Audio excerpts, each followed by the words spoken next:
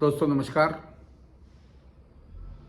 जय हिंद, जय भारत, वंदे मातरम, जय सनातन, जय श्री राम। मैं आपका दोस्त योगी बोल रहा हूँ और आप मेरा चैनल देख रहे हैं द योगी वाणी। तो पंजाब के तथाकथित किसानों ने दिल्ली पर चढ़ाई कर दी है और आज शंभू बॉर्डर पर अश्रु गैस के गोलों से उनको तितर बितर किया गया, लाठी चार्ज भी किया गया। और ये कैसे किसान हैं? आधुनिकतम ट्रैक्टर, मर्सिडीज गाड़ियां लेके आए हैं। पंजाब में शुरू से ही ये चलता आ रहा है कि वहाँ जमींदार किसान ज़्यादा हैं और असल लेबर रख के काम कराते हैं। मैं खुद पंजाब कई बार गया हुआ हूँ, वहाँ मैंने देखा है कि जब धान का सीजन होता तो धान की मंडियाँ लगती है जो निजी किसान लगाते हैं। अब किसान को जमींदार लगाते हैं। ये जमींदार क्या करते हैं? छोटे किसानों को कर्जा देते हैं और कर्जे के बदले उनकी पूरी फसल ले लेते हैं और उस फसल को इकट्ठा करके फिर मंडियों में भेजते हैं। बड़ी मंडियों में, चावल मिलों में जाती है और वहाँ से राइस बन के आता है। जबकि सुप्रीम कोर्ट पंजाब के बारे में कह चुका कि वहाँ चावल की फसल नहीं, क्योंकि पानी कम है, पानी बहुत नीचे चला गया है, तो चावल नहीं लगाना चाहिए। लेकिन पंजाब के किसान मानने को तैयार नहीं है। कोई अपनी परंपरागत चीज़ों को छोड़ने को तैयार नहीं है। और अभी किसान आंदोलन के नाम पे जो लोग चढ़ के आए हैं, दिल्ली के ऊपर चढ़ने की तैयारी कर रहे हैं और अनवांटेड डिमांड कर रहे हैं कि साहब किसानों को 60 वर्ष का हो जाए तो 10,000 रुपये पेंशन देनी चाहिए। खाली किसानों को क्यों मिले, फिर और वर्ग के मजदूरों को भी मिले जो निजी काम करते हैं, या कई बेचारे काम करते हुए अपाहिज हो जाते हैं, उनको भी पेंशन नहीं मिल पाती। आप ये समझिए, सरकारी लोगों को तो पेंशन मिल जाती है, फिर कल को वकील भी डिमांड करेंगे साहब हमारी वकालत नहीं चल रही, हमने LLB करी है, LLM करी है, उसके बाद भी हमारी वकालत नहीं चल रही, तो हमको भी कोई ऐसी राहत पेंशन दी जाए। तो बिल्कुल अनवांटेड डिमांड्स लेकर चढ़े हुए हैं किसान हैं। और ये किसान नहीं है, ये किसानों के भेष में खालिस्तानी गुंडे हैं जो खालिस्तान की बात कर रहे हैं। और ये खालिस्तान का चलन जब से अरविंद केजरीवाल की आम आदमी पार्टी की सरकार पंजाब में बनी है तब से चला आ रहा है। आम आदमी पार्टी का पंजाब का मुख्यमंत्री राम मंदिर में धोख लगाता फिर रहा है और पीछे से आंदोलन हो रहा है और दिल्ली पर चढ़ाई की तैयारी चल रही है। पिछली बार का तो आपको याद होगा, जब किसान आंदोलन हुआ था, कितने दिनों उन्होंने रास्ते जाम रखे थे और लाल किले पर भी चढ़ बैठे थे। लेकिन इस बार सरकार उनकी ऐसी गलती दोहराने नहीं देगी। अभी उनकी कमर तोड़ दी जाएगी। शायद उन्होंने देश के गृह मंत्री और प्रधानमंत्री को बहुत कम आंक लिया है और हमारे NSA अजित डोभाल को। अब जो कार्रवाई होने जा रही है उसके लिए भुगतने को तैयार रहें। और ये मान के चलिए, ये आंदोलन किसान आंदोलन नहीं है। अभी कुछ दिन पहले ED के समन को गच्चा देकर आम आदमी पार्टी के मुखिया अरविंद केजरीवाल 10 दिन पंजाब में विपश्यना के लिए गए थे और ये विपश्यना का नतीजा, 10 दिन की विपश्यना का नतीजा ये है कि किसान आंदोलन खड़ा हो गया। ठीक चुनाव से पहले ये सरकार के मूंड पे आके खड़े हो गए, माथे पे आके खड़े हो गए। मूंड मेरा देशी शब्द है। तो इस तरह की हरकतें, देश विरोधी हरकतें चल रही हैं।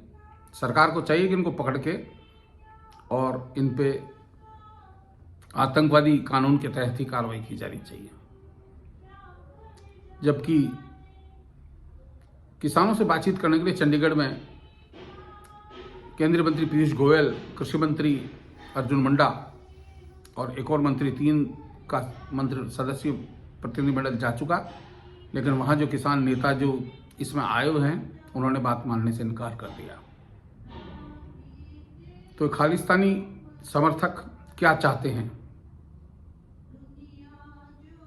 इनका तरीके से इलाज करना बहुत ज़रूरी है, नहीं तो स्थितियां बड़ी भयानक की जा सकती हैं। लेकिन मेरे को लगता है कि इस बार इनका इलाज पक्का हो जाने वाला है। दरअसल ये कार्रवाई की इसलिए गई कि 17 तारीख को कोर्ट के द्वारा ED का सम्मन अरविंद केजरीवाल को भेजा गया। तो इससे पहले हंगामा करा दो ताकि हम गिरफ्तारी से बच जाएं। लेकिन मिस्टर केजरीवाल, आप गिरफ्तारी से बच नहीं सकते। ED के सवालों का जवाब तो देना ही पड़ेगा। यदि आप दोषी हैं तो आप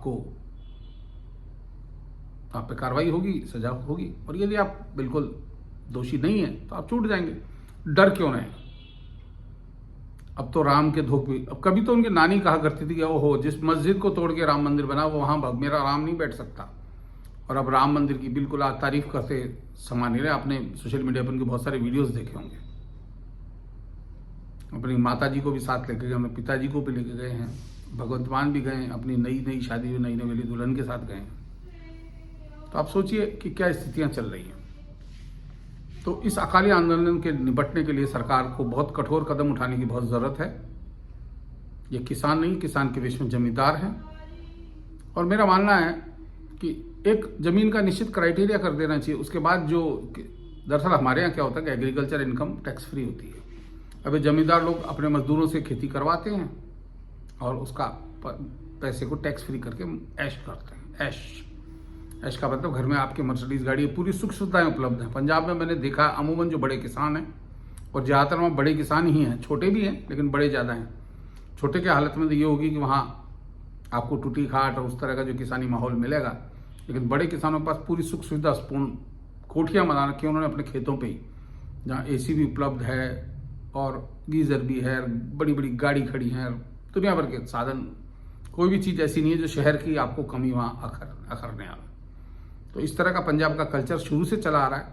और पंजाब के इन तथाकथित किसान जमींदार खालिस्तानी गुंडों को पैसा फंडिंग आ रहा है, कनाडा से आ रहा है। इनकी फंडिंग हालांकि बहुत रोक दी गई है। अभी पेटीएम भी रोक लगा है, पेटीएम अकाउंट वगैरह बना के भी बहुत लोग कलाकारी कर रहे थे, उस पर भी रोक लगी, लेकिन फिर भी उनके पास पैसा आया तभी वो दिल्ली पे चढ़ने को तैयार हैं।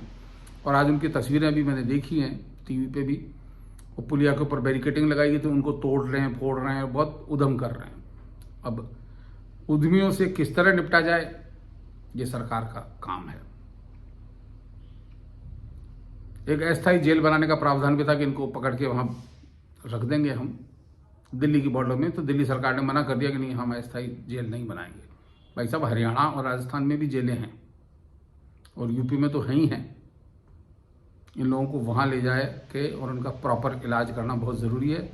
योगी महाराज और खट्टर जी और भजन लाल शर्मा जी इनका बहुत अच्छा इलाज कर देंगे, ये तय है। तो केंद्र सरकार को इस दिशा में सोचना चाहिए। और आज की रात बड़ी भारी है, रात को इन पे कार्रवाई करने की सख्त ज़रूरत है। और ये आंदोलन तितर बितर करके छिन्न भिन्न करना ज़रूरी है। तथाकथित किसान आंदोलन पहले भी चला था, इसके चलते केंद्र सरकार जो कृषि कानून लाई थी नए, उनको केंद्र सरकार को वापस लेना पड़ा। एक ही मौका जहां नरेंद्र मोदी ने अपने किसी निर्णय से पीछे हटना स्वीकारा, लेकिन इससे देश के करोड़ों किसानों का बहुत नुकसान हुआ और इन तथाकथित किसान नेताओं के पीछे ही हुआ। तो इन किसान नेताओं से प्रॉपर सवाल जवाब किया जाना चाहिए। और इनकी ये गाड़ियाँ ट्रैक्टर वगैरह आए, इनके भी लाइसेंस वगैरह चेक किए जाए, इसकी किसका है, कौन मालिक है इसका, कहाँ से आया है। कई लोगों तो बड़े बड़े तार लगा के ऐसा बैरिकेडिंग तोड़ने का पता नहीं किस तरह के कर लिए, बुलडोजर जैसे ट्रैक्टर बना लिए हैं ताकि तोड़फोड़ पूरी करी जा सके। ये तो दिख रहा है। और साथ में और अन्य हथियार भी, क्योंकि सिख हैं तो कृपाण और तलवार वगैरह तो लेते ही हैं, साथ में कुछ और भी हो सकता है। आज बहुत लोग देर कुछ मुंह पे पट्टा बांध के बोल रहे थे ताकि पहचान नहीं हो, तो ड्रोन वगैरह से इनकी पहचान करके और इनकी शिनाख्त करके इन पे NSA को भेज के और इनकी कार्रवाई होनी चाहिए। ये ज़रूरी है, क्योंकि इस तरह देश को बिल्कुल अराजक स्थितियों में नहीं छोड़ा जा सकता। तो दोस्तों, आज के लिए इतना ही। देखते हैं सरकार क्या करती है। फिर मिलते हैं अगले किसी वीडियो में।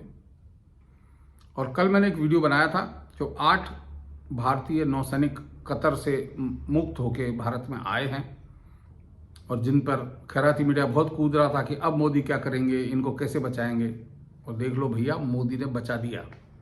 अब नंबर आपका भी लगने वाला है, इंतजार कर लो, एक बार चुनाव हो जाने दो, आपके दिन लदने वाले हैं। जो खैराती मीडिया खैरात के पैसों पर नाच रहा है, उसका इलाज भी होने वाला है। तो वो वीडियो मैंने मेरे दूसरे चैनल पे पोस्ट कर दिया था, तो मैं उसका लिंक आपको इस वीडियो के साथ दे दूंगा ताकि आप उसे देख सकें। देखिए और चैनल को सब्सक्राइब कीजिए, लाइक कीजिए, शेयर कीजिए। जय हिंद, जय भारत, वंदे मातरम, जय सनातन, जय श्री राम।